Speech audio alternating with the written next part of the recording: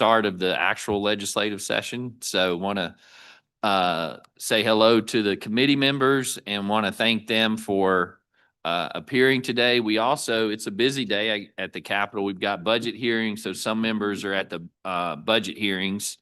So just a little bit, some housekeeping for the committee members and the public.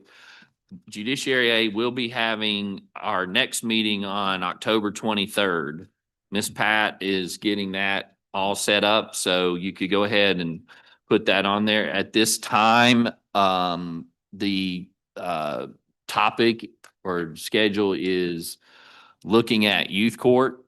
And on that issue, for the benefit of the committee members, if you recall last year, we passed a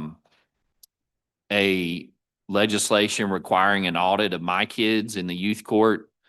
That audit has come back, which has been very revealing in the sense that things need to be done, also in terms of cost, also in terms of computer systems. So we'll be looking at that amongst other things. So please put that on your calendar. And then as far as today, just a kind of a little bit of a background for the members and people in the audience. You know, the topics that are on the agenda are things that I personally have heard that kind of bubble up, that are issues and that have seen to rise to the top during last session and other sessions. And what's become clear, I think we saw this through the judicial redistricting, was, as much as our courts are a third co-equal branch, our courts, they're not perfect. And they serve the public. That's circuit, chancery, appellate, justice, city courts. And but there's also practitioners that are in the courts. And for me personally, what's become, maybe I didn't realize, was when you're a practitioner, meaning a judge or a lawyer, you're there every day and you see these things. But for the members of the public, in the cases of, like, let's say chancery or something, they may only have one experience with their touching of the court system. And that also applies in justice court. Although I think we would all admit there's some frequent flyers in justice court and city court. So my point is that these are, we can't cover everything, but these are issues that have been raised and that we need to, the committee needs to look at. But also what I've realized is there's a lot of different entities who have, or stakeholders within the court system, and many have been invited to speak today. And I want the committee members to, either put a face with folks and know those entities that participate or use our court systems. So that's kind of what's led us to this point. And just to kind of give a little bit of a background of why we have these topics, the jurisdictional limit one is, we had a bill last year, but it's been an issue that's been ongoing for years. And so wanted to hear about that. And then grand jury criminal matters. I'll just give you an example. Starting tomorrow, Senator McMahon, along with the municipalities, his committee, they are going to be in Natchez because there's issues with that. They're having a panel and forum discussion on crime, but a lot of it centers around city courts, justice courts, bail. And that's led to discussions about, is bail being set? How's it being set? What are the rules? Things like that. And so, those are common occurrences that we're hearing. And speaking of Senator McMahon, it may be, he had talked to me and requested, which I said was fine, that maybe we would end up having a joint hearing with Judd A and municipalities. Welcome Senator Simmons. So be on the lookout. I'm not sure when that's going to happen, but it may be at the start of the session. And then on the domestic violence that's on the agenda, as I was explaining to somebody, it's very convoluted. People don't quite understand, and between Chancery and Justice Court, things get it's confusing for people. And then I know that I personally been told that anywhere upwards of 50% of the cases that get filed on domestic violence get dropped in Justice Court. But I personally have experienced as a practitioner, the back and forth between Justice and Chancery Court on domestic violence. They're not easy cases. So all of that to say that these are the issues that we want to look at and do that. So, and then as far as the speakers, you have the agenda in front of you. We're gonna do that. We're gonna limit the speakers to 5 minutes, 5 to 7 minutes. This is really mostly a listening session for the guests to talk to us and give us your position and thoughts, and actually, I would hope potential solutions on these issues. In terms of questions, what I'll do is I want to limit it. I would ask the members this. I think we're going to limit it to 2 questions on each of the topics. But afterwards, then we can open it up if we have time. We are going to be adjourning at 12 o'clock. We don't have to use the whole time. So we will be adjourning at 12 o'clock. And then any of the invited guests can speak on any of the topics, because we really want to know kind of how you see the things. And what I'll do is at the end, if a representative or somebody wants to speak on that, we'll recognize you to allow you to speak and inform us on that. So with that, we'll go ahead and get started, and we're going to go and I'll say this: if you're a speaker and you come up, we don't have to wait. If, for example, you're listed under the jurisdictional limit increase, but you also want to talk about the grand jury issues, you can do that while you're at the podium, kind of with the time. So, okay, with that, we're going to start on the jurisdictional limit increase, and we'll just start with who we have listed we've invited, and you can see over there on the last page of who we've invited. And we'll start with Judge Lachase from the Justice Court Judges Association. And hopefully he'll be nice, considering he's a constituent and a Jackson County Justice Court judge. So, and in all fairness, he and I didn't know he was going to be on the agenda. I appreciate him coming. He and I have had discussions about this, and I do appreciate him in particular, but also as an association members, helping inform me on these things. So, Judge Lachase, the floor is yours. Is that the better? Thank you, Chairman Wiggins. Again, Chairman Wiggins and I both are from Pascagoula in Jackson County. We both went to Tulane, and it wasn't a good weekend. I know. I missed the game last weekend. I was in Starkville with my daughter, so I get a little bit of everything. But the Judges Association, Justice Court Judges Associations, would like to thank the committee and Chairman Wiggins for allowing us this opportunity to come in and speak on this issue. As Chairman Wiggins said, this issue has come up several times in recent years. We have concerns about what's going to happen to Justice Court with an increase in the jurisdictional limit. So I want to try to talk about some of those issues here today, and see that whatever legislation is crafted this year that gets us to a potential increase in jurisdictional limit will have some protections for Justice Court from the judge's side and the clerk's side to protect the way justice court was meant to be operated. I think a little history for what justice court is. Justice court is our small claims court in the state of Mississippi. It's often referred to as the people's court. It provides a quicker, more efficient way for plaintiffs to pursue alleged civil wrongs while also relaxing the formality of our higher trial courts. So when people come to justice court, they don't have all the formalities of filing and hiring an attorney and going through all the motion practice and all that. There's a reason why the jurisdictional limit is low and why we believe it should remain low.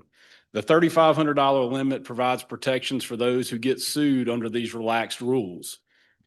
For instance, in justice court, if you get sued in justice court, a civil summons can be served by posting it on your door. That's not allowed in county court or circuit court. There are, I don't know what the number is, but there is a significant percentage of civil cases that are decided in justice court by default judgment in cases where the defendant has no idea they've been sued. That summons may have been posted on a door at an address that they lived at last year. They may have moved since that information was given to the plaintiff. The justice court also does not allow for discovery or motion practice. So under the rules, you could get served to be in court, in justice court for a trial today, and your trial could be next week. The rules state that you must have one week notice before your court date, which is not a lot if you're getting sued. And the only information you have is what the plaintiff puts on the declaration or the complaint. Most pro se litigants who don't have an attorney who file a suit in justice court, it's just a form. And so there may be 2 or 3 sentences on there telling what the suit is about. They may attach, if there's a contract, they may attach the contract or pictures or whatever it may be. But that's the only information the defendant has when they come to court to have their trial. They're not allowed. Well, I say they're not allowed, that they can file an answer, but 99% of the cases, there's no answer filed. There's no motions filed. There's no motion practice allowed under the civil justice court rules. You get served with a summons, you show up, and we go to trial. That's the way it works. That's the way it's set up. And again, that limit keeps it for cases that aren't that serious. I mean, it's serious if you're getting sued, but it's not $10,000 or $7,000. Also, a majority of our justice court judges across the state are non-attorneys.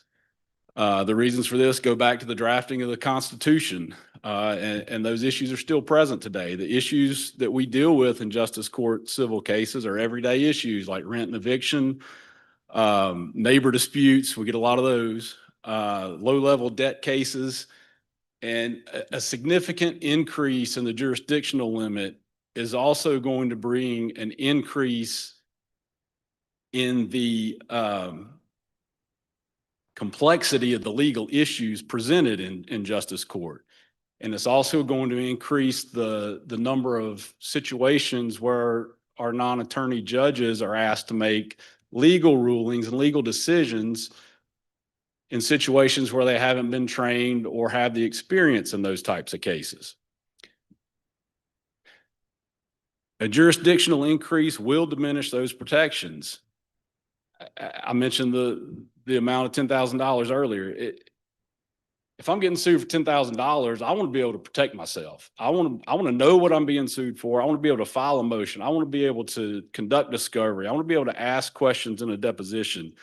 I want to be able to be prepared the day I walk into court to present my case. It's not, okay, what am I being sued for? Because that happens a lot in justice court. The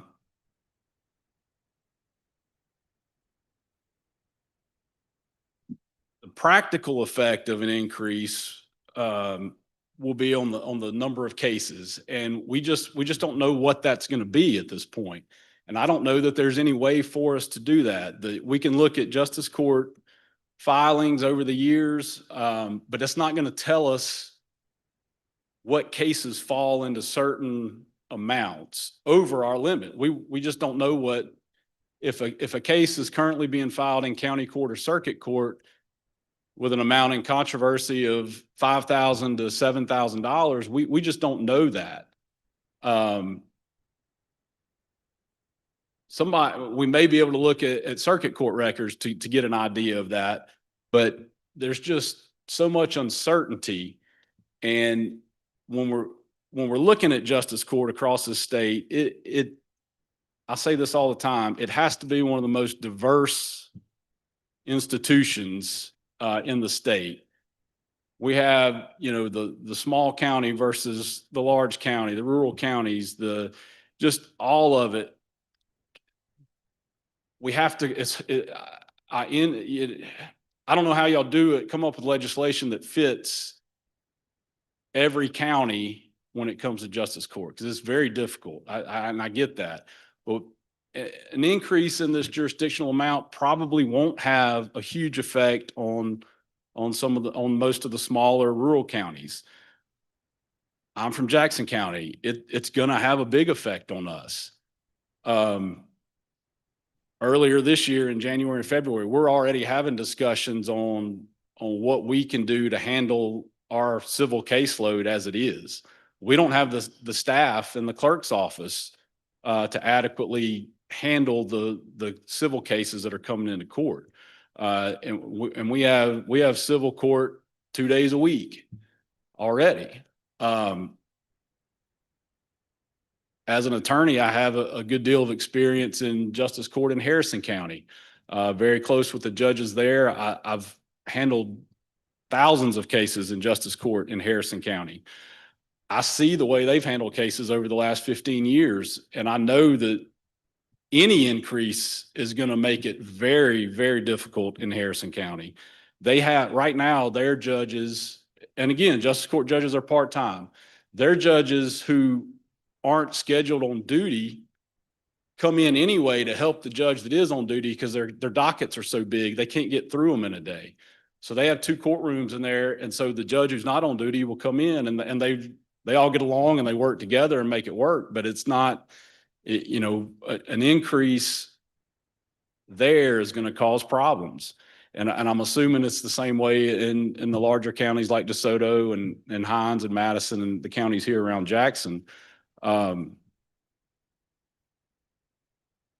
Judge, 2 minutes, and then I don't want to really cut anybody off, but I want to make sure we get to as many speakers, and we will, if time allows, happy to go back and get further questions and all that. Just want to get to all our speakers. And that should be fine. I should be able to get through what I wanted to say. And this issue is specific to civil cases. So this is just a small part of what we do in justice court. We also have criminal dockets that we have to take into account. So we're in court every day in justice court in Jackson County. Harrison County is basically there's something going on in their courtroom 5 days a week. And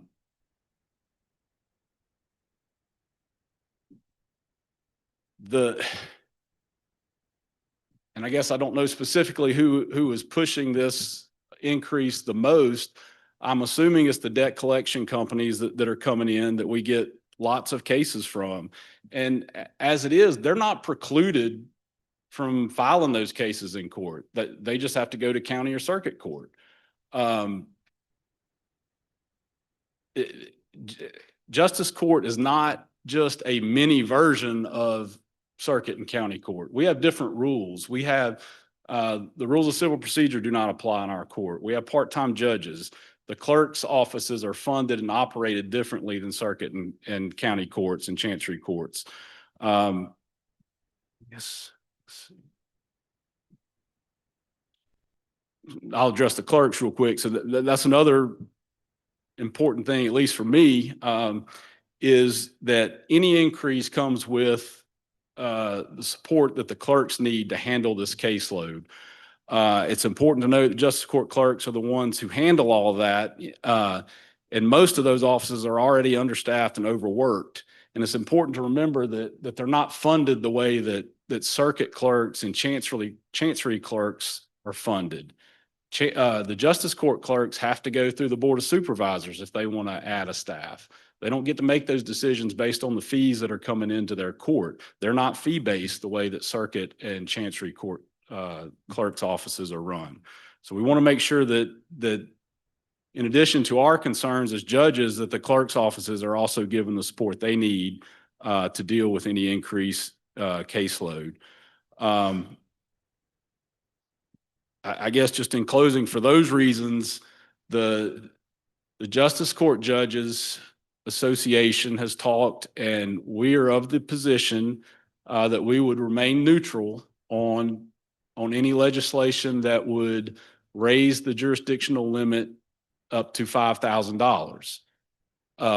We won't, now again, depending on the details of what is proposed, in theory, we're not against and won't fight against a $5,000 jurisdictional limit. Anything over that, we would take the position that it's just too much at this time. We hear that, that this hadn't been changed in so long, but it hadn't been that long that the jurisdictional limit, it was 2008 when the limit went to $3,500.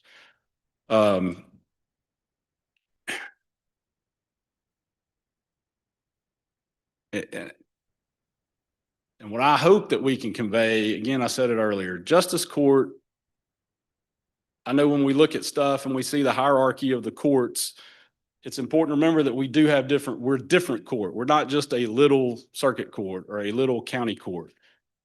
The rules were set because it is different. And I went over those earlier, and we just want to make sure that those protections that the jurisdictional limit provides remain in place, and that any increase in caseload is adequately covered in the legislation to give the clerks and the judges the resources that they need to handle the increased workload. Okay, any questions from the member? Yeah, and centering, we were going to limit it to 2 questions, which you're the first. He only gets one. That's right. So I don't get both questions? No, you don't. You just get the one. All right. Yeah, no, thank you for limiting that. I think that's a good idea for all committees going forward, as a matter of fact. Yeah, Judge, thank you. And I'm glad to see that the other 2 Jackson Countyans made it on time this morning. I'm glad you could join. That's right. My daughter was running a little late for school this morning, but she looked pretty walking out the door. My question, and I'm glad to hear that the Justice Court judges have talked about the increase seriously, because in the state we have this issue where we have some numbers that were set a long time ago, and now those numbers are just very low. Do I understand you correctly that the reason, if we were to ask you guys numbers, the Justice Court judges, for numbers as to what kind of increase you'd be looking at, there's no way for you to give that to us because you are currently limited at 3,500. Is that correct? That's correct. That's my opinion, and we've tried. We've asked for information from the clerks, but all of our cases are 35 and below. The reality is we're getting cases where the defendant does owe more than that, but we don't know what that amount is because they have to file it for 3,500 if they come to justice court.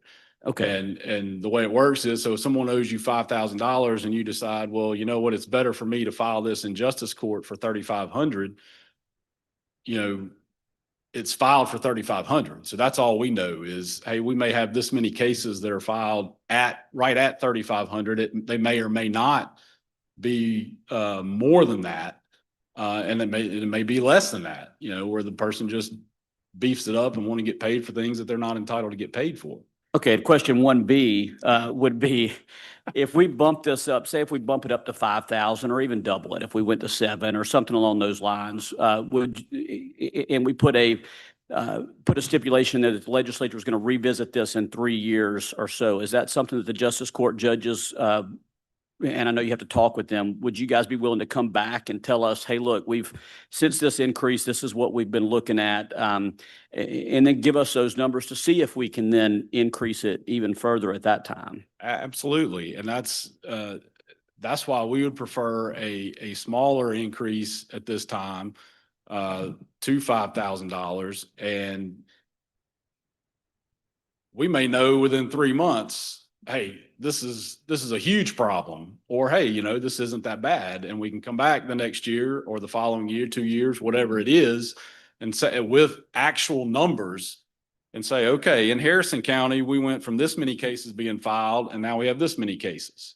In Walthall County, we had this many cases before, now we have this many cases. And then we can have a better idea of where we need to go, what resources need to be reallocated so to handle the increases. Okay, thank you, Judge. Thank you, Judge. And for the benefit of our folks off the coast, that is La Chasse, not Loch I'll see. Right, it's French. It is French. Thank you, Senator Wiggins. Thank you, Judge. Appreciate it. Cajun blood.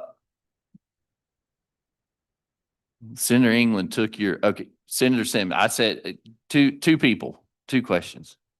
Thank you so much, Mr. Chairman. I was just curious to know, it went up to $3,500 in 2008. What was it before that, and how long was that jurisdictional limit there? I don't know how long it was in place prior to that, but I believe it was $2,500 prior to 2008, and in 2008 it went up to $3,500. Thank you. Thank you. I think there were a couple of increases prior to that, smaller increases, but I don't know the time frame for how long those were in place before an increase came. Okay, thank you. Thank you very much. Next we have Miss Janet Nolan from the Circuit Clerks Association.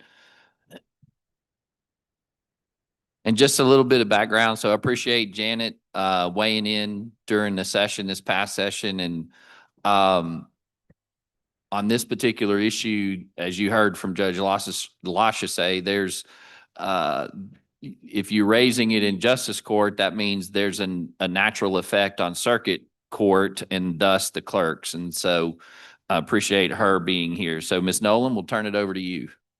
Good morning, Mr. Chairman. Thank you. Good morning, committee members.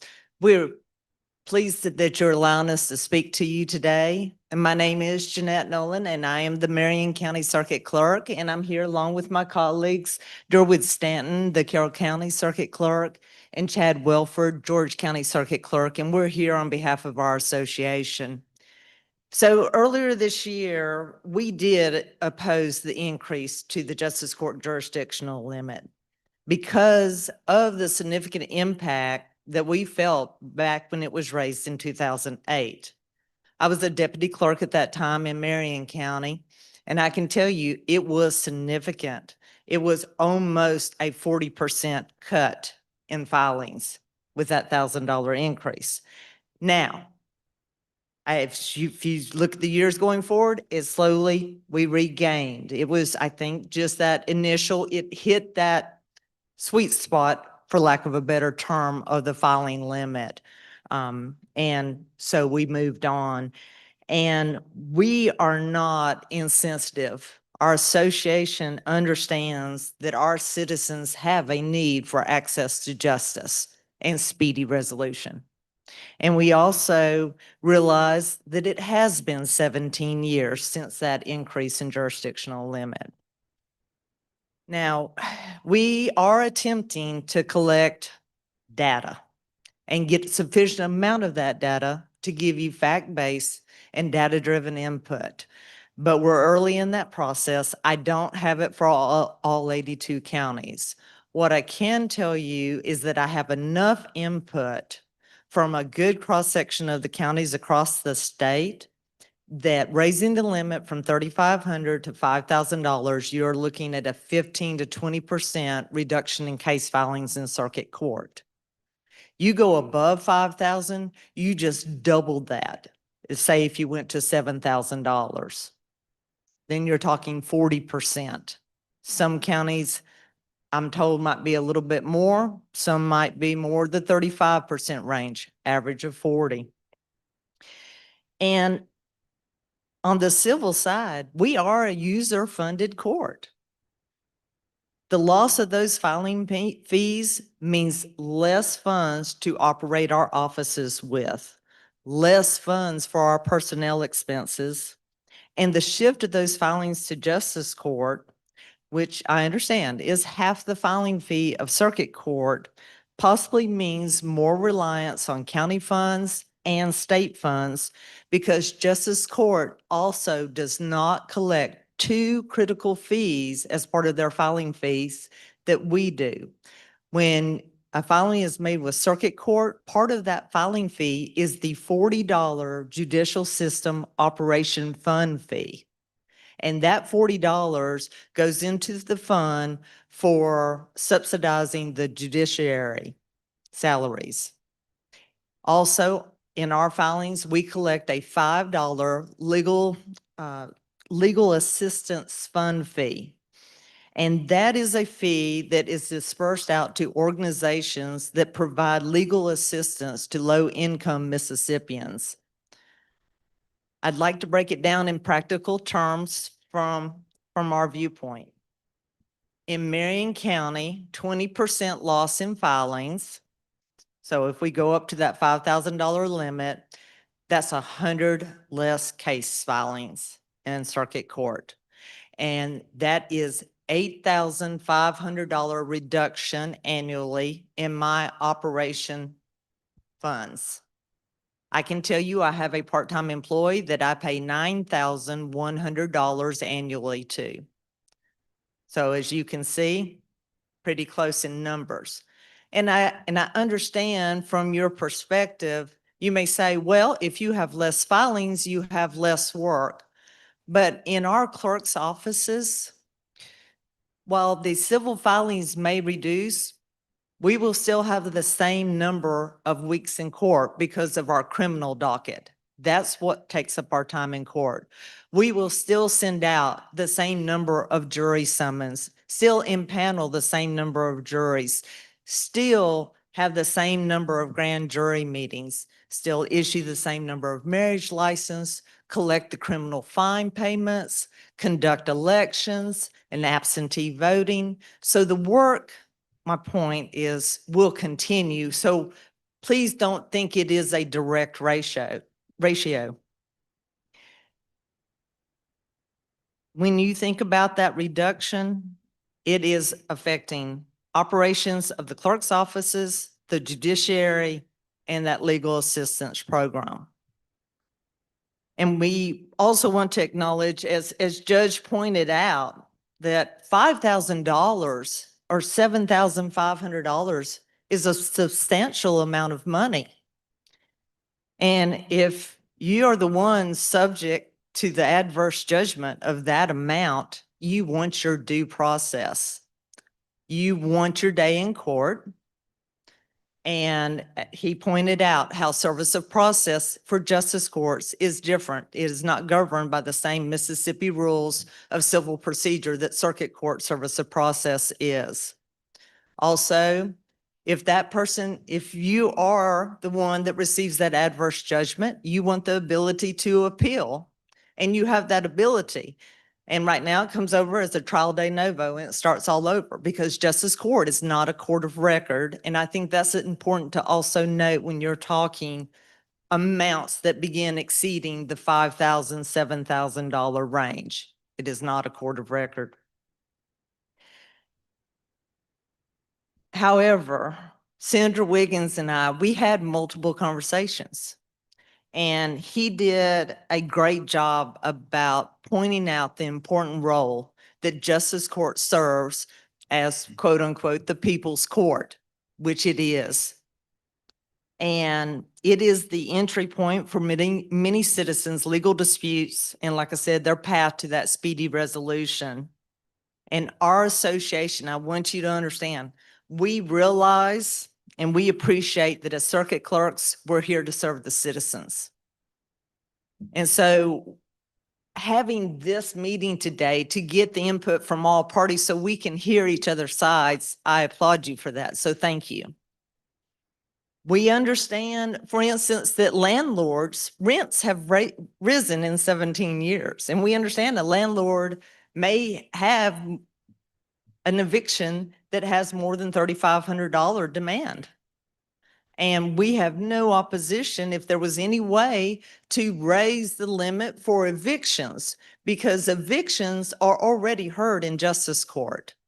Any that come over to county court, from my understanding, mostly lean more towards the wrongful entry and detainer rather than your basic eviction.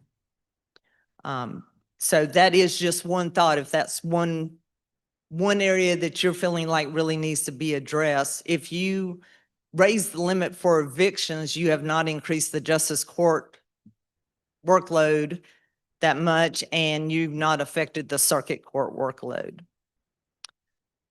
We come, Ms. Nolan, 2 minutes. yes, sir. We come today, and our goal is to work with all that use the justice, county, circuit, courts to strike that good balance that serves the public without the detrimental impact to circuit clerks, overwhelming justice court judges and justice court clerks, or shifting costs to the counties.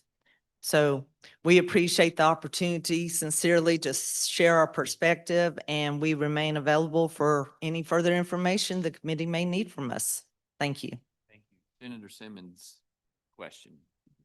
Thank you, Mr. Chairman, and thank you, Clerk Nolan. And I don't know if this is something that you can get us along with the judge who spoke before you, but I'd like to see, as it relates to the access to justice and speedy resolution issue, I'd like to see the average time it takes a case to be resolved in justice court, and then the data that you have already in circuit court for cases that are $5,000 and lower. So it'd be like it'll show from 3,500 to 5,000, and to see what is the average time of resolution in circuit court. You understand my question? Yes, sir. I do believe I do. Okay. And in circuit court, we use MEC, and thankfully, I'm sure that I can reach out to Director Evans. Nathan Evans is fabulous about helping us work through the data that we put into MEC, and we could, I would think, be able to get you those days, because that already comes on our reports, the days that a case was open. So yes, sir, we can go back and get that. All right, thank you. Ms. Nolan, I have a question. So, and this also applies to kind of what Judge Lasha was getting at. So, as I understand, for the large counties and the smaller counties, the large counties are capped in terms of fees, correct? Yes, sir. All circuit clerks are capped in terms of fees. Oh, okay. I'm sorry.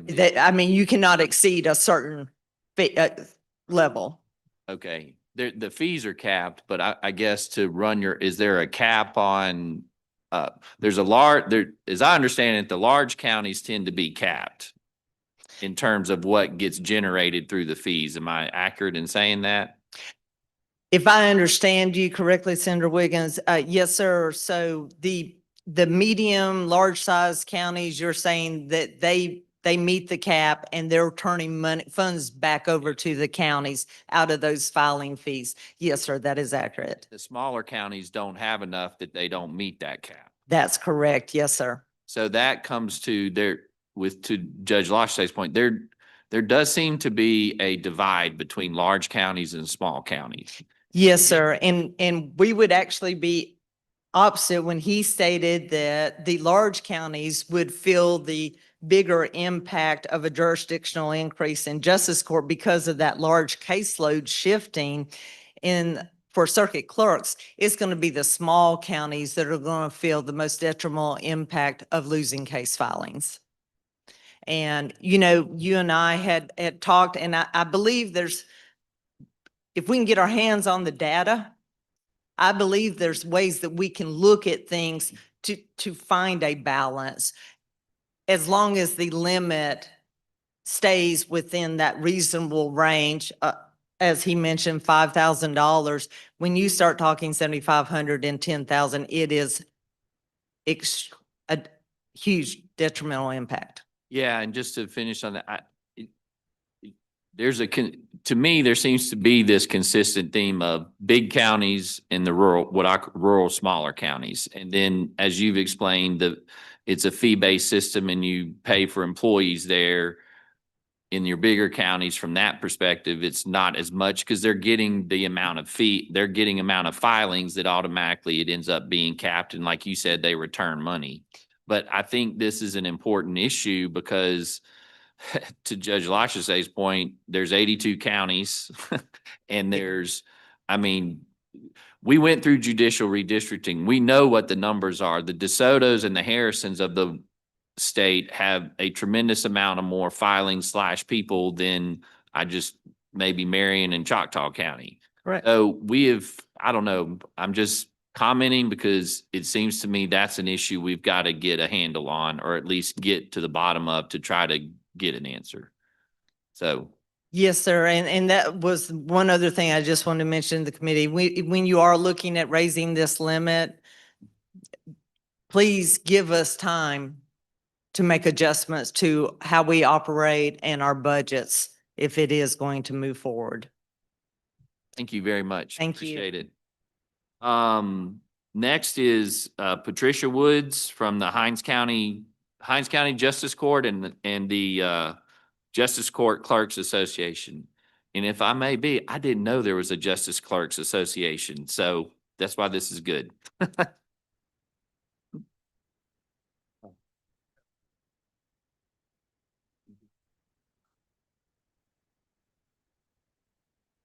Okay, Mr. Chair and the other members of the board,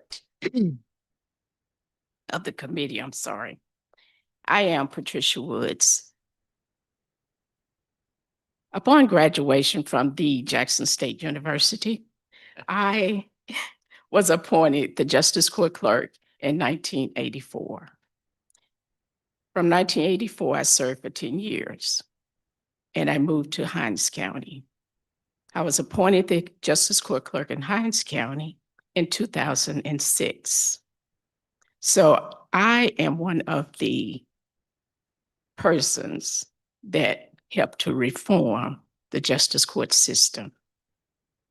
During those 40 years, I've seen the Justice Court make plenty of strides throughout the years. The jurisdiction limit started at 500, and now we're at 3,500. So we've had about 4 increases. But during those increases, the fines and fees that we collect has been overlooked. So that's what I'm here for, to address the low fines and fees that we collect in the justice courts. As we look at the 82 counties, the circuit clerk and the judge that spoke before me, they addressed the issue of the lower counties in the state of Mississippi. And raising a $5,000 jurisdictional limit in justice court would be an adverse effect on the small counties. They don't have the personnel. Coming from Hinds County, Harrison County, and DeSoto County, those are large counties. We have 5 judges. We have court 5 days a week. We're filing about 24,000 first filing civil cases a year. Traffic citations. We're filing about 44,000 traffic citations a year. And the increase for the clerk's fee is $5. I don't think the jurisdictional limit would help the filings in justice court.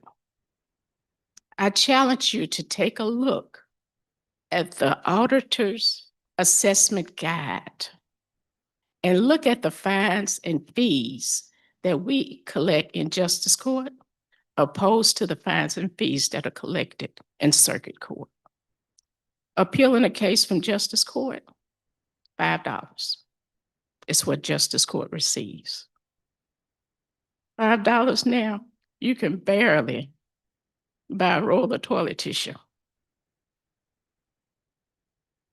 Bringing it on down to the House bill we presented in last year. House Bill 688. It was shut down because you're trying to increase the jurisdictional limit to $5,000. We're not ready for that.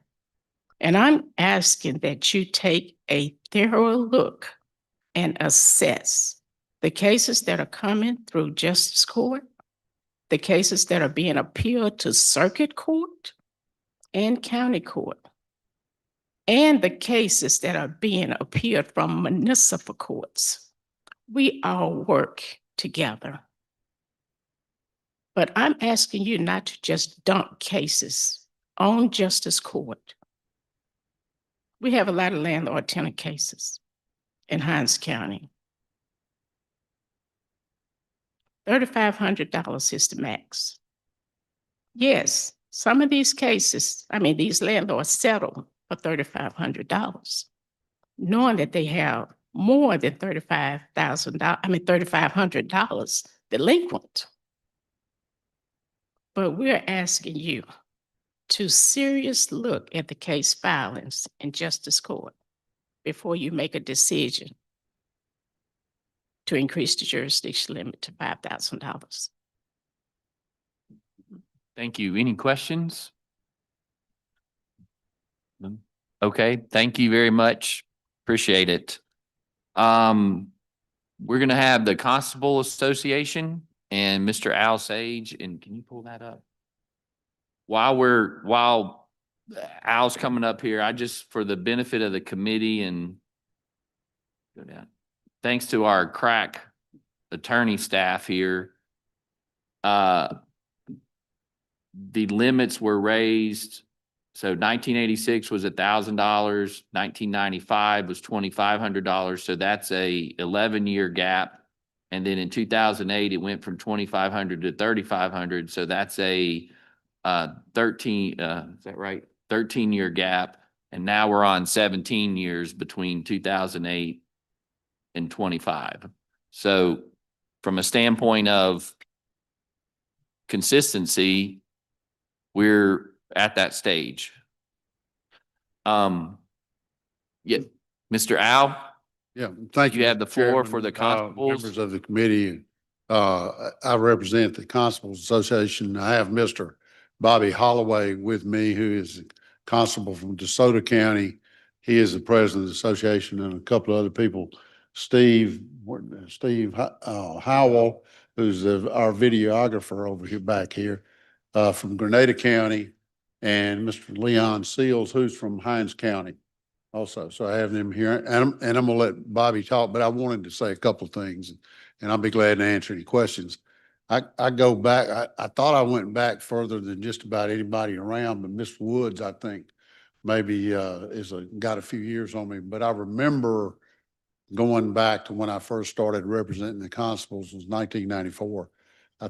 That was at 95. Ian, is that one of the dates you got? Yeah, that was one of the first things that I remember working on for them. And then the other increases. The increases usually have come at a time, kind of a perfect storm. There were other factors involved. The cap one time was increased for the circuit clerks, and then maybe a fee or two added that offset some of the loss in cases. So there are lots of different ways to skin a cat, as they say. One of the things that might be helpful is seeing if the administrative office of courts can chime in. I know I think they, or the repository of information, like when you do the redistricting for the judges, they can tell you what Catherine over there raising her hand right now. yeah, the caseload. Okay, I'm sorry. I've not met her. Catherine Sirkin is the new director, semi-new, because she's been there a year, I think, director of AOC. And I may be wrong. I wanted to say, I may be going out on a limb saying that they have that information, the caseloads. I don't know if they don't, who has that, but that would be a thing that you could look at in determining as Ms. Nolan said, what the loads are and who it's going to affect. I think that there would be a way to look at that. But I'm going to turn this over to my president, Mr. Bobby Holloway. I'm sorry. Officer Holloway? Yes, sir. Thank you. Senator Wiggins, we appreciate you allowing us to be here today. And for the representatives from the Justice Court and Circuit Clerk, I appreciate y'all. Justice Court, Ms. Woods, appreciate y'all's input today. Mine might be a little bit different than theirs, but we all have an opinion. As far as the increase, like I said, it's been 17 years since there's been an increase. We had inflation in the last 17 years. And I know that I've heard 5,000, I've heard 7,500. We really don't have an amount. Now that amount is going to depend on the caseload, no doubt. I understand that. But one of the main issues that we have, and I'm from DeSoto County, by the way, last year, we handled 9,733 civil cases. This year, we're already at 7,999 cases. Of course, we have 5 constables, we have 5 judges. Our Justice Court clerk, she was prepared for this last year. She's been preparing for it in case it does increase. So we're ready for it if it goes up, whatever amount. Or if it doesn't go up to any amount, we're still good. But what we're seeing in DeSoto County, and I know what applies to one county, there's 82 counties in the state. We all know that. Every county has a circuit court, but there's only 16 counties in the state that has county court, which DeSoto County being one of those. So that kind of helps out as far as caseload, but not every county has it. And I understand if you have a smaller county, what would apply to DeSoto County, Hines, or Harrison may not apply to Issaquena County or Amite County. We understand that. But what we're seeing in DeSoto County is, this has been mentioned, is evictions. Evictions are on the rise. I was elected constable in November of 2011, took office January of 2012. And I had an average of some apartment complexes was more than others, but rent was about $750 to $800 a month. That was on the higher end. Some of them were lower. Now some of those that were $700 are now $1,800 and $1,900 a month. So we've seen about 3 or 4 years ago when the housing market just went through the roof, were houses that were built for $150,000. They're now $350,000, $400,000. Well, there were investment companies throughout this world, not just here in America, but throughout the world that bought a lot of this property. So now what was $1,800 a month, maybe 12 years ago, it's now $2,500 to $3,500 a month. So if you come in and you file for an eviction, once you file it, of course, the clerk has to prepare it. Once it's placed into the constable's box or the constable receives that, we have 10 days to serve that paper. Then we have to allow time for us if it's posted on the door, and yes, a lot of them are, because when we knock on the door, a lot of people think that if they don't receive this in their hand, that they're not going to be liable for it. We see them looking out the windows. I will tell you a real quick story. When I first started, it would just irritate me. I would knock on the door, an apartment complex, and I could hear the lady walking to the door. And I would stick it through the door, and I made 2 steps off. She'd pull it through there. That would just irritate me. So about the 3rd time, I kind of stomped my feet and moved out of the way so she couldn't see me through the peephole, and I held on to the paper. When she pulled it, what do you think she did? She opened the door. And I asked her, I said, man, why did you do that? Why did you not open the door? You see me here. Well, I thought if I didn't receive it personally, then I couldn't be liable. So if you take away the posting of the door, I know that was mentioned. You may never get anybody evicted. So with that being said, it takes 10 days. They give us 10 days to serve that paper. Then we have to allow another 7 days for us, because if it's posted on the door, we have to mail it within 3 days. We have to mail them a copy. And then you have to have time for the court date. So if you have rent that's say $1,700, $1,800 a month, and you go, first of all, they're going to be late. And then by the time you file it and you get a court date, you're over into the next month. And then if they do get it, whether it's a default judgment or they get immediate eviction, they still have 7 more days before they can file for the warrant of removal. And then once that 7 days is up and they do file for the warrant of removal, we got another process. The clerk has to receive it. She has to get it prepared and the judge has to sign that, which gives us the authority to go out and serve that, execute that warrant of removal. Once we serve it on that day, whatever time it is, the tenant still has 72 hours longer to move. So the question is, we have a lot of landlords that are losing a lot of money because of the cost of rent. It's just increased. And they have to, it's either that or they have to take it to county court or circuit court. And in some counties, they may not have court for 2 or 3 months. Am I correct by saying that? So you have a tenant that's going to be in a $2,500 house a month rent. They're losing 3, 4, 5, 6 months rent before they can get them evicted. That's one of my main concerns is for the people that I serve. And in DeSoto County, we serve a lot of eviction notices. There's a lot. And I see them almost every court date. The money that they're having to lose because of the jurisdictional limit. Now, whether it goes to 5,000, whether it goes to 7,500, whatever, that's left up to the legislature. I understand that. But I will say this, in what applies in DeSoto County, in Marion County, Jackson County, it's not going to apply to every county. I understand that. But for the ones that we do have these issues, I think it needs to be looked at. I think it needs to be looked at seriously because who do we work for? We're serving the people. Yes, constables, and I want to make this clear, we are fee-based pay. More papers comes through justice court, yes, the more money that we're going to make. But the more papers we serve, guess what?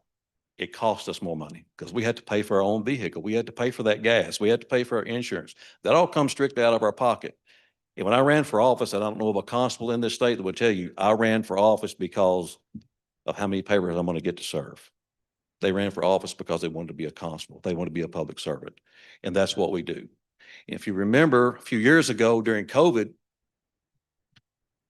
justice court judges and the clerks, they still got paid. We couldn't serve eviction notices for about a year or so. We had to find something else to do.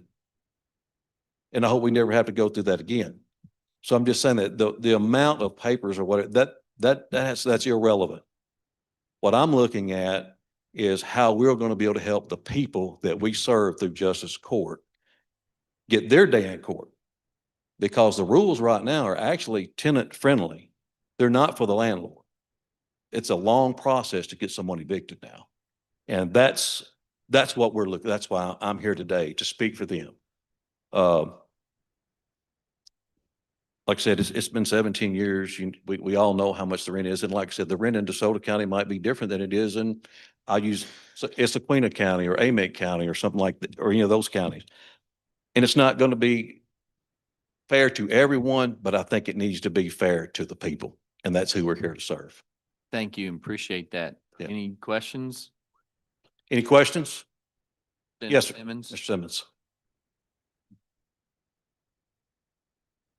Thank you, Mr. Chairman.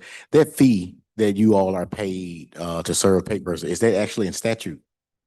I'm sorry, say that again, sir. The fee that you all are paid when you serve the papers, is that in statute? It is that, yes, sir, it is in statute. And how much is it? It's $55 per paper. And that's all over the state? Sir, That's all over the state? that's correct. That's statewide. And- Now, if you get just say for instance, you get an eviction notice and there's 2 people on there, you get an additional $10 for every person that's on that lease. And is there a place where we can see throughout every county throughout the state, how much is the fee, the total fee that's being collected by each county? That would be left up to the clerk. So if you just, it's my understanding, I think it's $85 if it's just for one person. Senator Simmons, I think that probably everyone, you correct me, files a statement of whatever, just like y'all do. So their compensation probably is with what, the Ethics Commission or somebody. Whoever I just gets want to see that. the data. I don't know if the Administrative Office of Courts keeps up to that. Okay. You could look at the filings and calculate that, but that would be a big chore. Thank you. Thank you, Mr. Chairman. Thank you. I have one question. Yes, sir. You've again identified the DeSoto, the big county versus the small county. In the association, have y'all, as it pertains to the small counties, do you have a suggestion or have y'all talked about it? I mean, we understand, or not understand, but yes, you have DeSoto County, but then like you said, you got Issaquena County. What do you? We have not, as far as the association, we were looking at the legislature, how it was going to go last year. But I don't know of a constable in this state that will say, you know, that will turn down any papers to any extra papers to serve. Now, I'm seeing meaning that by caseload. That's not going to be a bearing on any constable in this state. And I will say this too, in DeSoto County, we work together. Our constables work with our justice court judges. We all work with our board of supervisors because our motto in DeSoto County is government who works together works better. Let me add, Mr. Chairman, the association has not taken an official position. I voted on an increase, and there are some people, to be truthful about it, that recognize the issues that the circuit clerks have mentioned, that Ms. Woods mentioned from the justice court clerk standpoint. So there probably would not be unanimity of all the constables. So some of them recognize that there are issues there that might need to be adjusted. You know, every solution is not always pretty. There may be some ways. That usually means that it's the legislature that gets to decide at that point, Right. Mr. Sage. That's true. But, and then y'all always turn around and look at us and say, well, give us some idea. Wouldn't do. One idea that has come up that might work in the counties where there are larger issues, as Bobby mentioned about the amount, let's say, of rent that you're trying to collect, and that you're exceeding that rather quickly by passage of time, is to see if there's a partial jurisdiction, maybe subject matter type of jurisdiction increase, and something that would be approved, say, by the Board of Supervisors, because it might cost a little more money. One of the issues here that's come up, I know, is the compensation for the justice court clerks. If they got paid more, they might be willing to take on a bigger caseload. But as Ms. Wood said, if you took on a bigger caseload and you're not making any more money, unlike the way the circuit clerks, the opposite's true. They're losing money because they're losing caseload. So if you could figure out a way to kind of balance some of those out, that might be a solution. Or a jurisdiction, maybe over a period of time, so much a year for so many years. I think Senator England kind of referenced that idea. Thank you very much. Senator, can I say one more thing? Yes. As far as caseload, and I'm talking about evictions now, you still have that one eviction. It's just the matter of the amount. So it's not going to be a bigger caseload. It's going to be the amount of what would be held, what would be, they could sue for in justice court. Now, the declarations, I don't know. I haven't looked at those numbers. I don't know. I'd have to get numbers from circuit court or from county court to see the difference between 3,500 and whatever limit, whether it be 5,000, 7,500, how many cases they handle within that range. And I don't have that. I won't have that. But like I said, I can only speak for us in DeSoto County, and I can speak on behalf of the constables that whatever amount it's raised to, ever how many papers is put in our boxes, we're going to do our due diligence and we're going to get them served. We're going to serve the people. I appreciate you very much. Thank you. Thank you very much. Appreciate it. Okay, we're going to move next on our agenda, or moving down the agenda, is pre-grand jury criminal matters. And we have with us from representing the Mississippi Bar Association, Mr. Bodie McDonald and Mike Carr. Y'all can both come up at the same time. And just a little bit of background on that issue. For those that don't know, a lot of your pre-trial, pre-grand jury things get handled in your justice courts. And like I mentioned earlier, we're headed to Southwest Mississippi, Natchez. They're having a panel over there.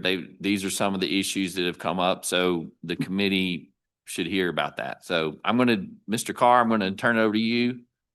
Thank you, Mr. Chairman. Bodie said we should come up separately, so if you wanted us together and we're not, it's his fault, sir. Believe me, I understand.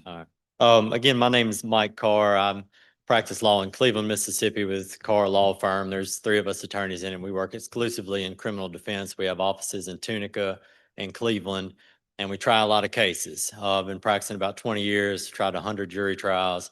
Last year I tried 14 jury trials, all criminal. So we're really, really busy. We have a lot of clients, and my goal with every one of my clients is to move that client's case forward as efficiently as I can.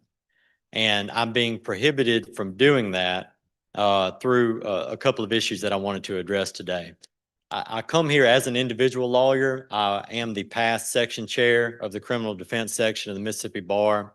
And that's an organization of mainly private practice attorneys, but we have an active listserv and we talk about some of these issues. And while I rise today individually, I did crowdsource and brainstorm these topics with our listserv to determine one of the issues that we wanted to bring before the legislature today. And it's 2 things. Number one is that thank God we finally have the Mississippi Rules of Criminal Procedure. It's amazing that we've had such an old area of law practice in this state. Dare I say probably the oldest area of law practice, and did not have official rules of procedure until 2016. We finally got those. One of those rules is Rule 8.5. And I know all of you have your rule books in front of you, but for those of you who don't, Rule 8.5 says that before every circuit term, no later than 7 days before every circuit term, the judge, the senior judge, or any other judge that the senior judge shall designate, does a jail review, a review of people who are incarcerated, what their bonds are, if they have a bond, sometimes God help them if they don't have an attorney, and do that review before every criminal term. That is a great rule. It has no teeth whatsoever, because there's no end of that rule that says, and if the circuit judge does not do that, X, Y, and Z happens. That's a problem, because I work in at least 8 counties. I work in Bolivar, Coahoma, Quitman, Tunica, Washington, LaFleur, Sunflower, a lot of DeSoto, and then kind of that perimeter of 55, Panola, Tate, Tallahatchie counties. Specifically in the 11th Circuit, my county, which is Bolivar, Quitman, Coahoma, and Tunica, we don't do any jail reviews.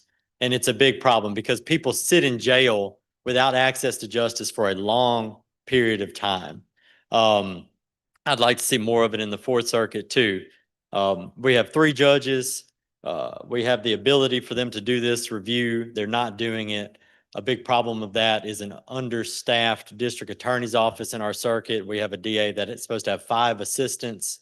For more than 5 years, she's had 3 assistants, and in the past year, she's only had 1 assistant to cover 4 counties, 5 courthouses in my circuit. So I literally cannot get a DA in a courtroom to have any type of hearing just short of a jury trial. And for those of my clients who are sitting in jail waiting on a jail docket review, we're not doing it, and we don't have a DA to approach and do that. So what I would propose is that during this jail docket review, number one, we have to have it. And if we don't have it for those individuals that have been incarcerated and have not been indicted yet, these are individuals who are just arrested and not indicted, that if their case is not indicted within 270 days, that they should be released. That's what we're proposing that the legislature consider, because that's a significant period of time. That's enough time for a district attorney to get an arrest file from a sheriff's department or a municipality to review it. I know the crime lab, there's always blame on their delay, et cetera. I understand that.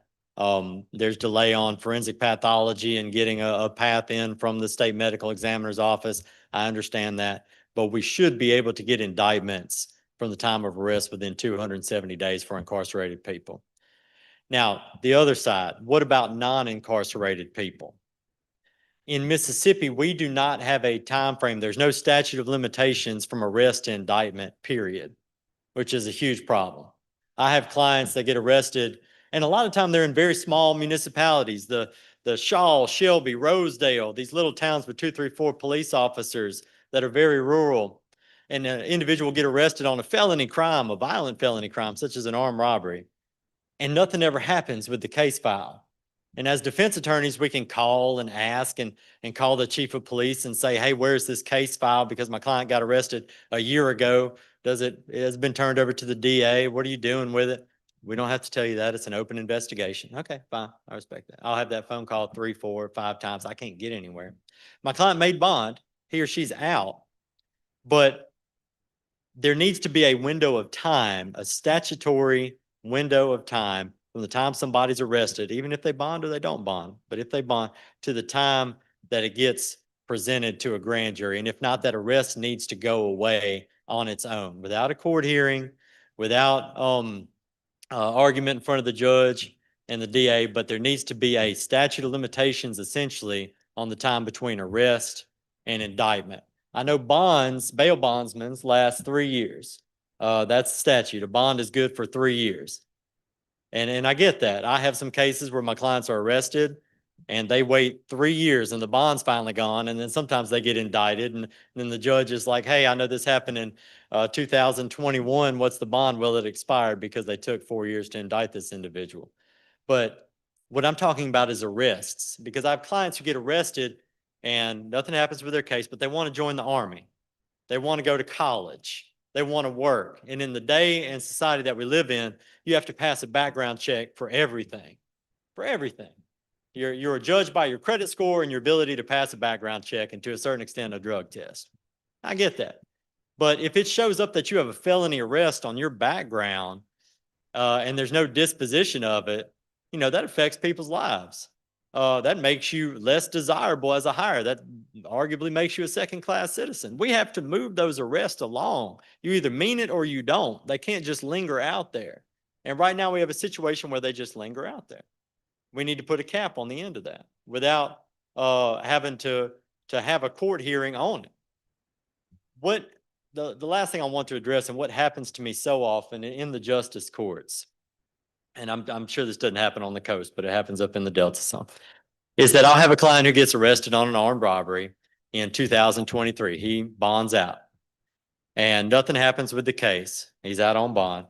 And then in 2025, he gets arrested for breaking into a home, burglary of a dwelling. So the justice court judge looks at it and he says, well, you were out on a felony bond. You've been arrested again. You're entitled to no bond. And that is not what the Constitution says. I'm not looking at you specifically, Judge. What you're supposed to do is revoke the previous bond on the original armed robbery. You move to revoke that bond and you give them a bond on the new charge. That's the way it's supposed to work.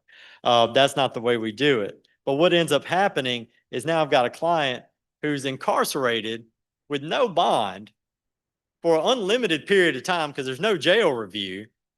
And I can't get a hearing in circuit court because it's bound over. So now circuit court has it because I can't get a DA to court, or I've also had court reporter problems in the Delta. I've had 2 judges that have not had court reporters since January 2025. We haven't had trials since January 2025 for 2 different judges because they don't have court reporters. So they get paid the same. The DAs get paid the same. My clients are sitting in jail that can't get a court hearing. And of course, I don't get paid the same because I'm not on a salary.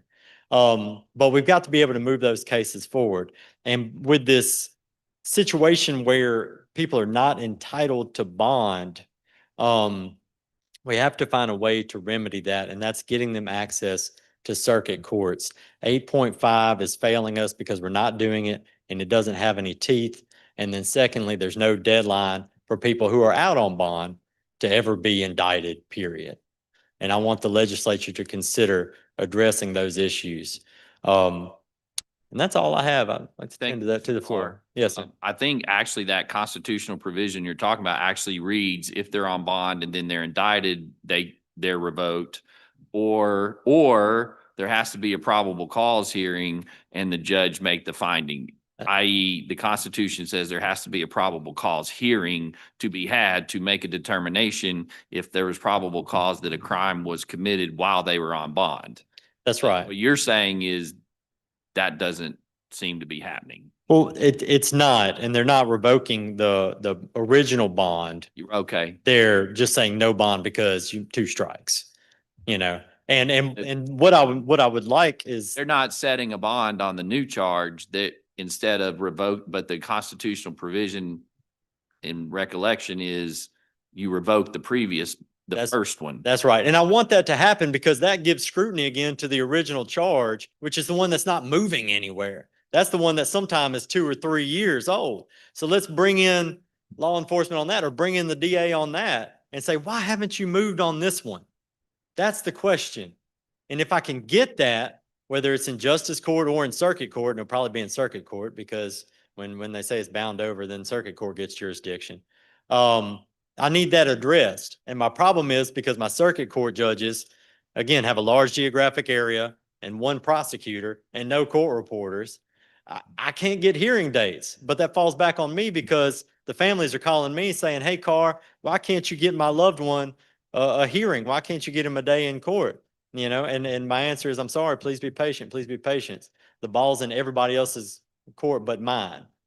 And so we're just not doing it right. We either need to have these bail reviews on the original charge in justice court. Again, my understanding is that when it's bound over, justice court loses jurisdiction of it. But they need to be able, somebody needs to be able to review these original charges. And if it's not in justice court, then it needs to be in circuit court. And if I don't get it after a period of time, there needs to be a stick, is what I'm trying to say. There needs to be a time period where if y'all don't get to it by this time, they will be released. Because you can't just indefinitely hold people. It costs the taxpayers tons of money. It costs the sheriff's department in Bolivar County $40 a day. Every day for somebody's in there, that's about $15,000 a year. Sheriffs want these individuals moving out of their jails. And of course, their families and these individuals want out of the jails as well. I want to be able to move my clients' cases forward. And so I have to have something with some teeth to be able to do that. And a speedy trial clock would be helpful. Thank you, Mr. Carr. Mr. McDonald?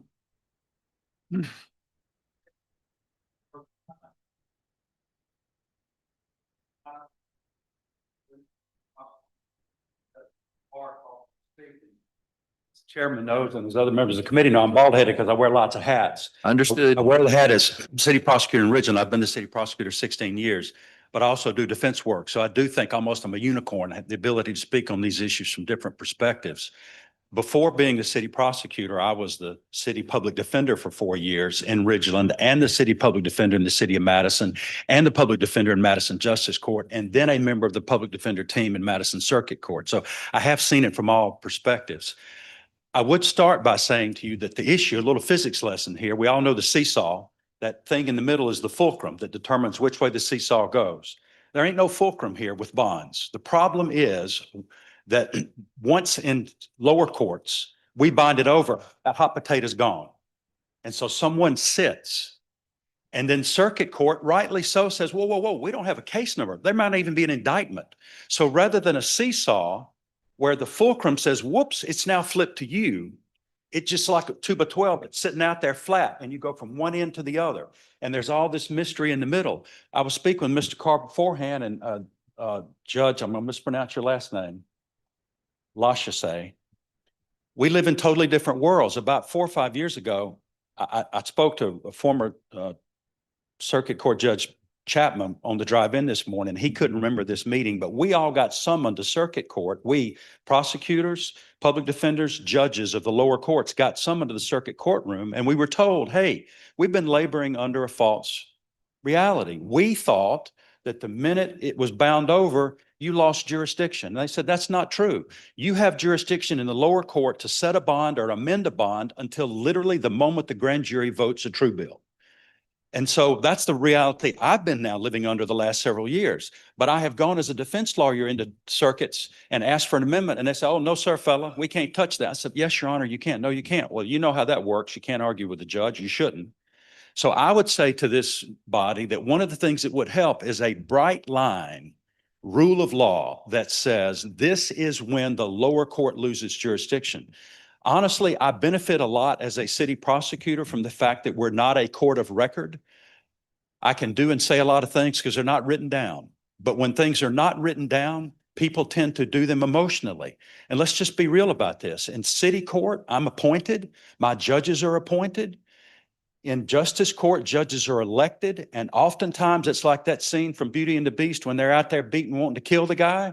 We get calls. Hey, we see you arrested so-and-so for a burglary. I hope you set a high bond on that. Rules of Criminal Procedure 8.2 really carry the day in my court. Sometimes I don't like it, but my judges will say, Mr. McDonald, you can't recommend a bond that high. I realize the proof seems certain, but this is what the rules 8.2 limit. So I would say with regard to setting bonds, that those rules, I don't know if they can become statute less than rules, but something that says, here is the template. When the MacArthur Institute years ago got on people's behinds, Cliff Johnson and I are friends, and he called me and said, how are y'all setting bonds down there? In Ridgeland, we try to, every single person, we try to set a bond. I get a phone call if the judge is not available and says, what are the facts? And so part of what's happening here is bonds are getting setting emotionally by courts that are not courts of record.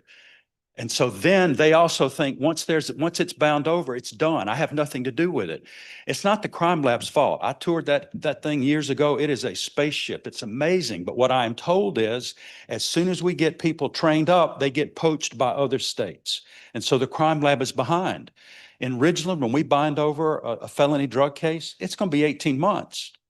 And I mean, that's just a reality. So that person who's been bound over, if that bond is high and that family's poor, they're going to sit. And so to me, if the legislature can figure out where to put that fulcrum so it is clear when the seesaw is tipped, and I would suggest that it's made very clear to justice and municipal courts, you still have authority because our courts are more accessible. In the circuit courts, you usually have to file a petition for writ of habeas corpus. Well, that's a filing fee. So I know I'm feeling like a preacher here, and I'm sorry about that, but I do think that there are some bright lines there. And again, for setting of bonds, 8.2 is a good way to go. Now, my brother worked for a fella who used to say in cabinet meetings, what gets measured gets done. That's Governor Barber. And I've thought about that over and over. What gets measured gets done. I hate to ask a government entity to gather data, but I'll bet you if you gather data from the city courts, municipal courts, and justice courts about their people that they're bound over and how long they're sitting there and what their bonds are, it will cause all of us to think more strongly and more specifically about what we do when we set bonds. Right now, the buck stops nowhere. That's the problem. We don't know exactly where the buck is supposed to stop. I'd love it if you took it off of my burden and you put it on a senior circuit court judge. And I hope Judge Ratcliffe doesn't hear me say that in Madison County, but the buck doesn't stop anywhere right now. Now, I'm not listed on the agenda to talk about the domestic violence filings, but I'm passionate about it. No, please do. The legislature 5-6 years ago, you made restricting the windpipe a felony. With all due respect, it was a mistake. Research shows that the closer in time the resolution of an event to the event, the more likely and lasting a change. What's happening, with all due respect, is now every single aggravated domestic because of a restriction of the windpipe is a felony. I have to bind it over. There are too many advocacy groups coming behind me to check. 97, 98 of 100 don't get prosecuted.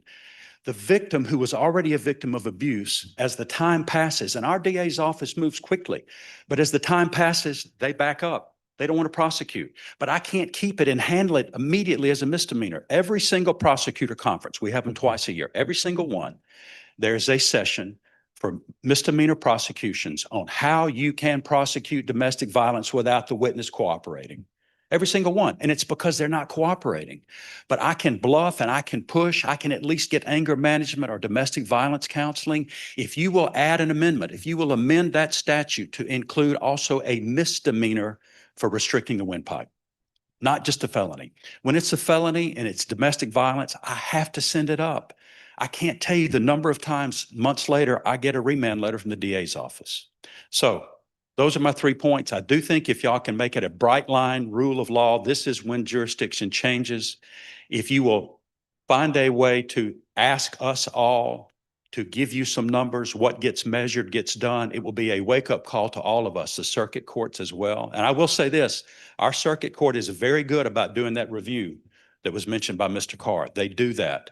But still, the bonds could be set according to that schedule, and I think we'd have less of this as an issue. Thank you. Senator Simmons has a question. Now, he's a friend of mine, so surely it's going to be an easy question. Thank you, Mr. No. Thank you, Mr. Chairman. Bodie is my friend, and I love to go to any of the courts that he's working in because we really work it out, don't we, Bodie? But I'd like you to speak to the cost issue because as it relates to the jurisdiction, when that jurisdiction should change from municipal to circuit or justice to circuit, and what are we doing as it relates to the order of appointment? Like for instance, in the Delta, the circuit court judge in Washington County, we have a full-time public defender office, and we also have contract public defenders. The senior circuit court judge appoints on every felony case, either the public defender office or one of those contract attorneys. And from the moment of arrest, whether that case is in justice court, municipal court, or if it's bound over the circuit, that person has an attorney. So any issue regarding bond is handled by that attorney. Are we doing it all over the state? And if so, how are we doing it?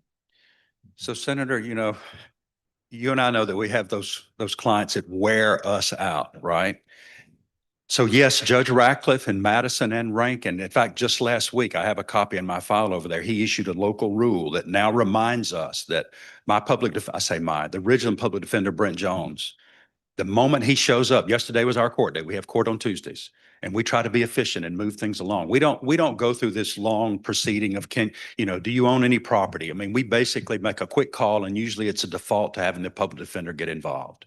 Brent gets involved willingly. But as a result of enforcing that new rule, he's got 150 cases that he's responsible for until the public defender's office in circuit court is later appointed.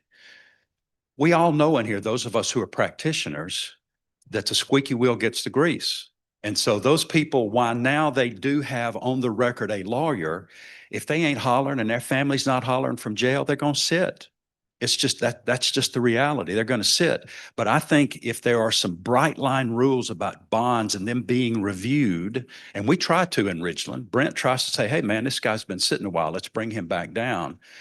But until there are some bright line rules, all of us are busy.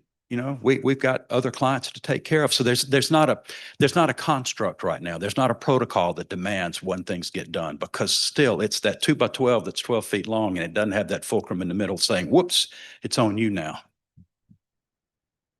Thank you, Mr. Senator Blackman had a question. All right, now that's another friend of mine. So hopefully. Yeah, thank you, Mr. Chairman. I wanted to know if you have an opinion on, and for Mr. Carr as well.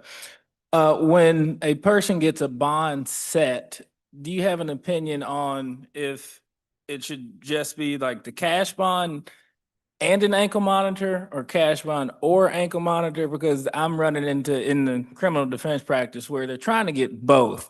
And I had an instance where someone had a $5,000 bond and an ankle monitor.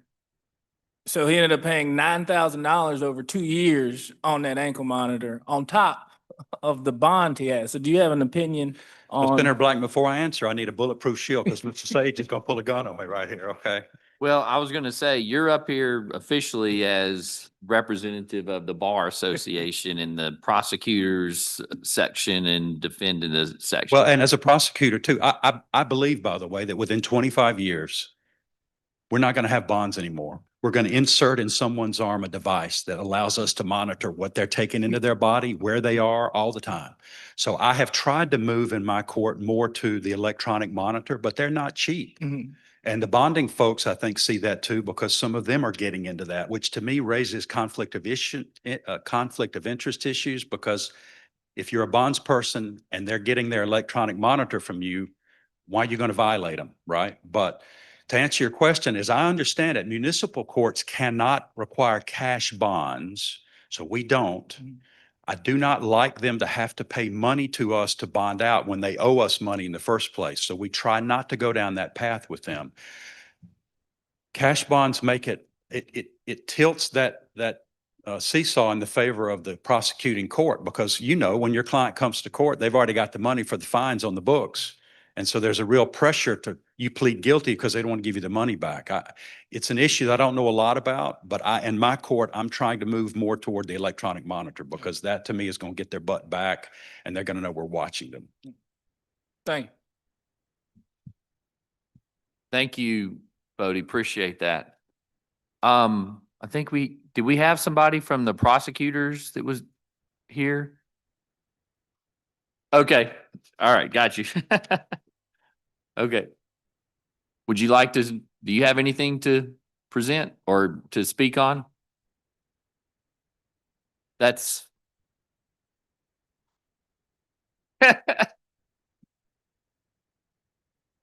I'm sorry, can you come to the mic? We're streaming the meeting and so it picks that up. And when you get up there, please just introduce yourself.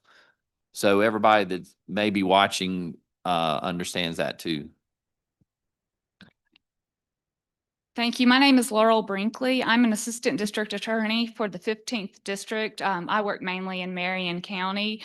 I am this year the president of the Mississippi Bar section for the prosecutors. We're not here on an official position. We are neutral. But because I'm an assistant district attorney, I work just in circuit court. I have very little contact with the justice court and lower court system.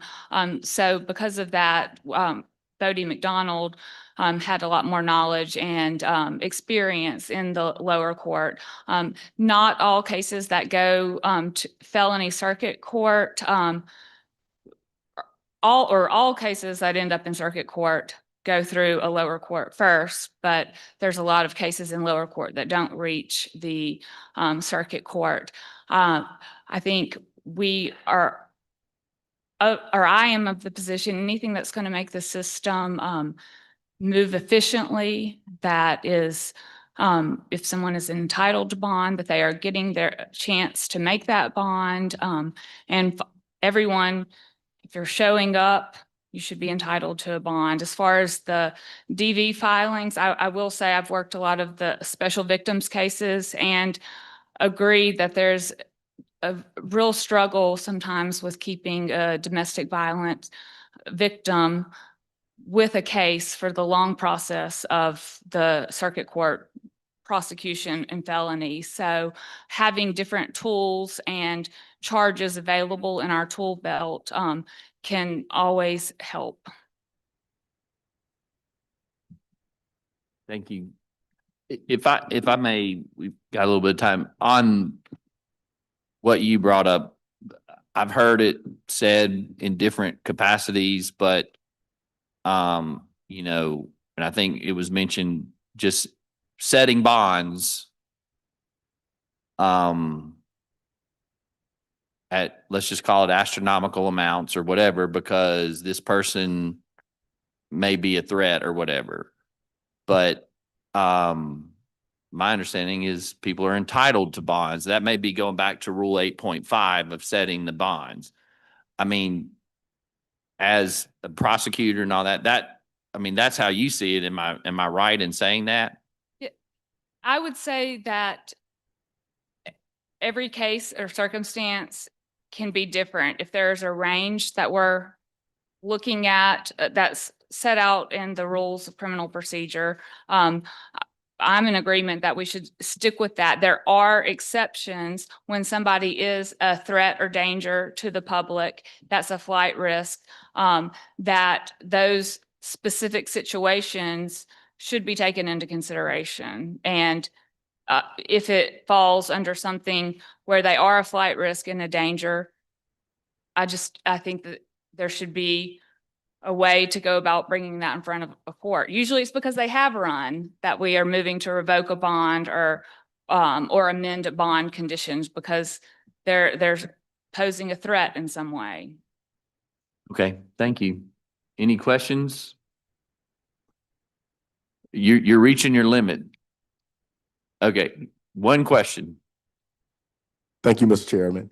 As a ADA, do you have an opinion on, like you said, some cases that go through justice or municipal may not make it to the DA's office? Do you have an opinion on a statutory period of time or number of days where where you believe that case should be dismissed if it's not presented to a grand jury and indicted?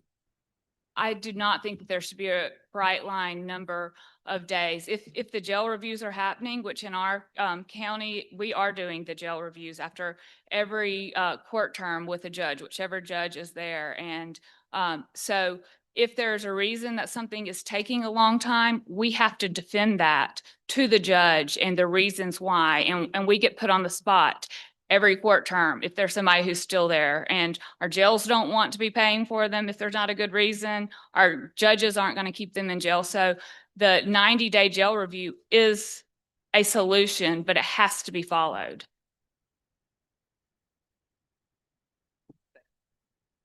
All right, thank you. Thank you. I see, and they were invited, the Mississippi Bail Association. I see Mr. Morrison.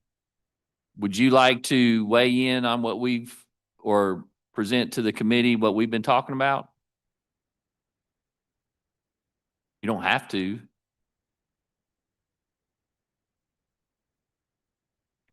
That'd be fine. And for anybody, let me say that for anybody that's been invited, if you would like to submit something in writing, you can address it to the committee, to us as chairman, and we will present it to the committee as well. So, yes, I know, but you've talked, Mr. Sage. I was trying to get somebody. Huh? All right. You got 5 minutes.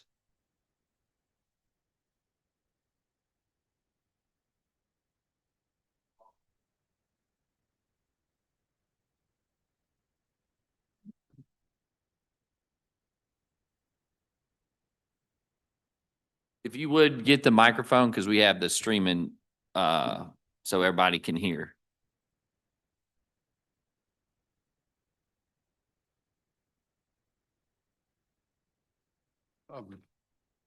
There were several comments that I wanted to address something to, particularly the setting of bonds. I mean, there is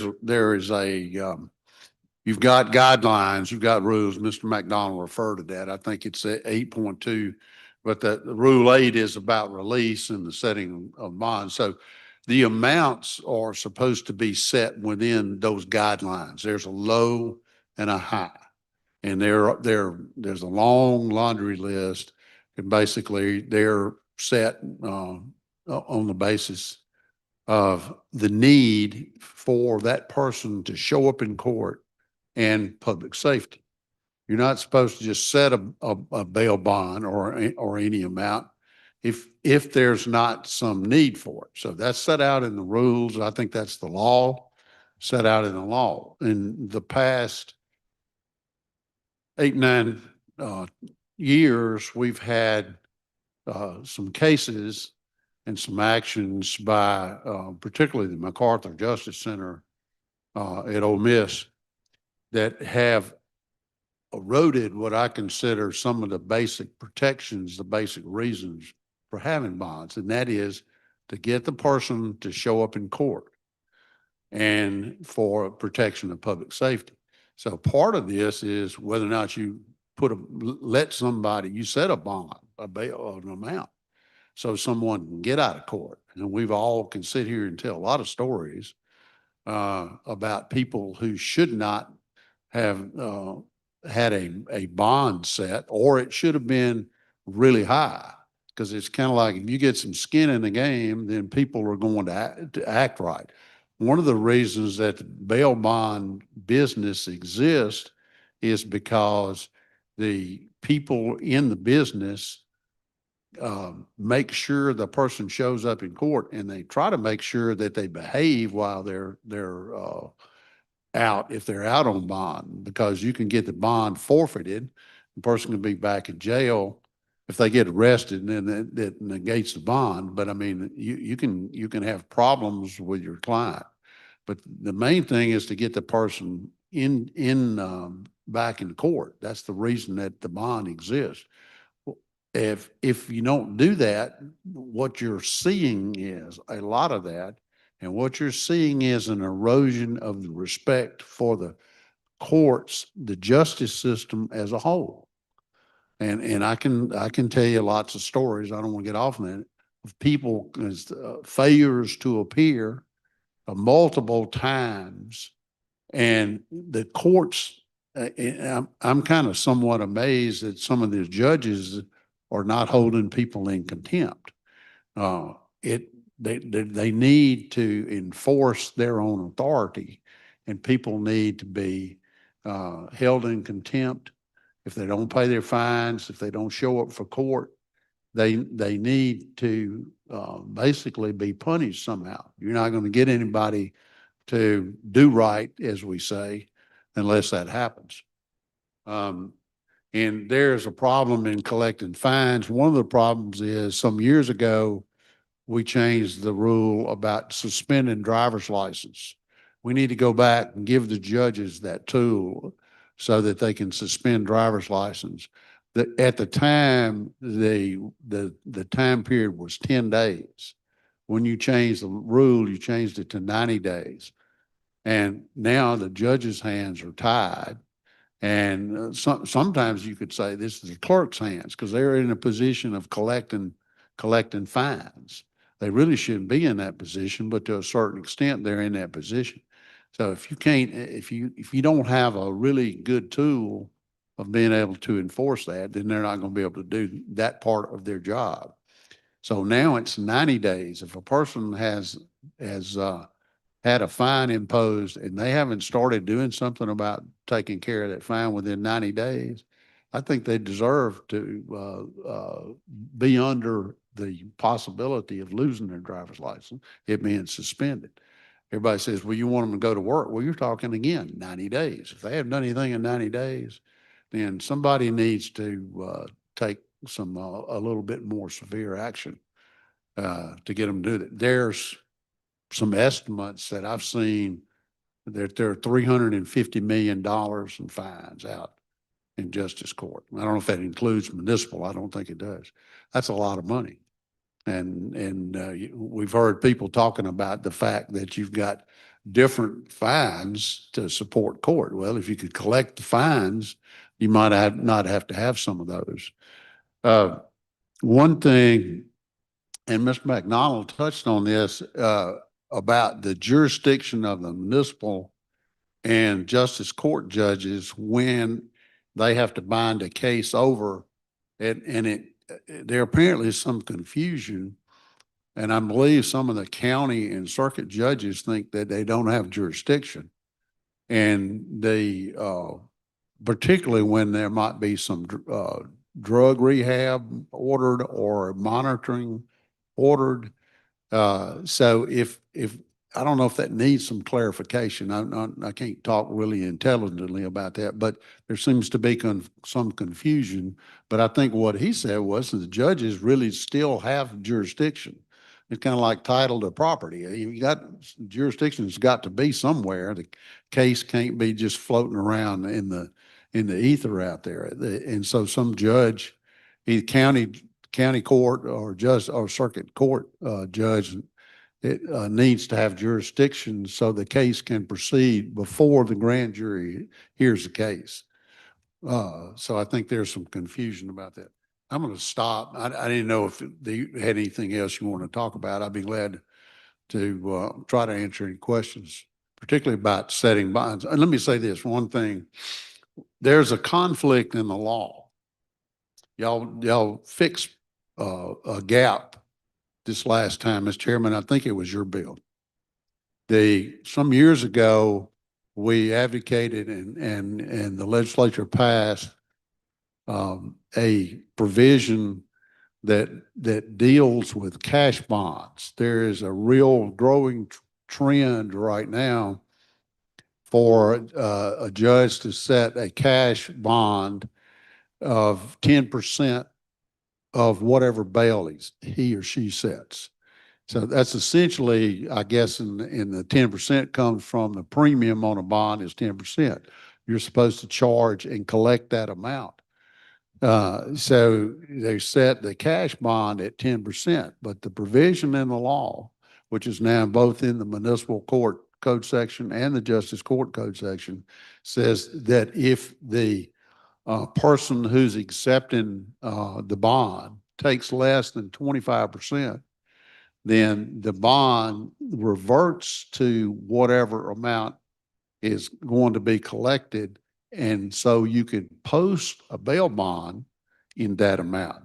So when the amount is less and you post a bail bond of that amount, let's just say it's 20%, then you can you can get a bail bondsman to post a bond of that 20%, which costs you 10% of the 20%. So it makes it easier to on the person who's posting the bond, easier financially to bond out. Now, somebody's going to say, well, you're just trying to increase the number of bonds that bail bondsmen get to write. It also puts the bail bondsman is in now on the hook for that. The bail bondsman's responsibility when he or she takes it on and writes a bond is to get that person in court.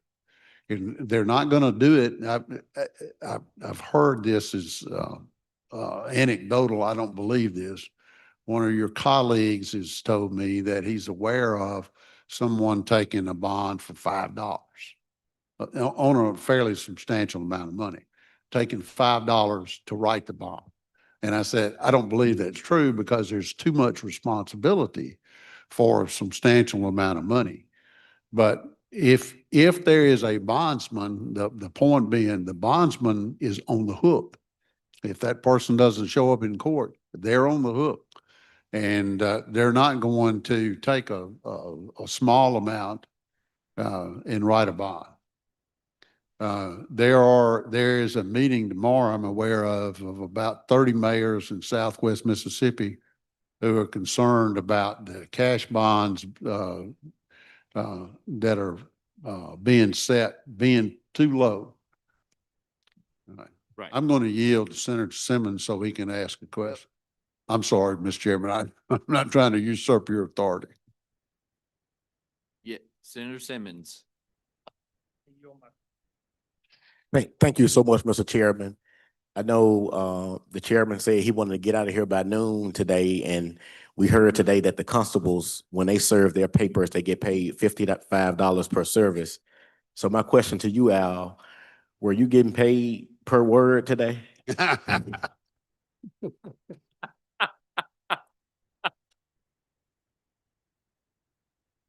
That was worth your question. Yeah, that's right. That's right. Touche. And that's it. Does anybody have another question for Mr. Sage? I would say if you read what was handed to you is from Mr. Morrison. I think that's a very good statement to look at that. So we are right up against the noon hour. I want to say I appreciate everybody coming forward and highlighting these issues. I can say this, I wrote it down and I was talking to Ethan.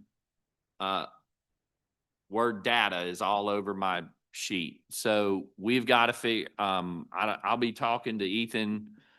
I think it's clear we got to look at how we can address the data. That became an issue or became clear during judicial redistricting, and we just got to figure that out. So we'll do that. So thank you to the committee members. Put on your calendar, October 23rd will be our next meeting about particularly overseeing or looking at the My Kids audit and the recommendations coming out of that. So with that, we're adjourned. Thank you.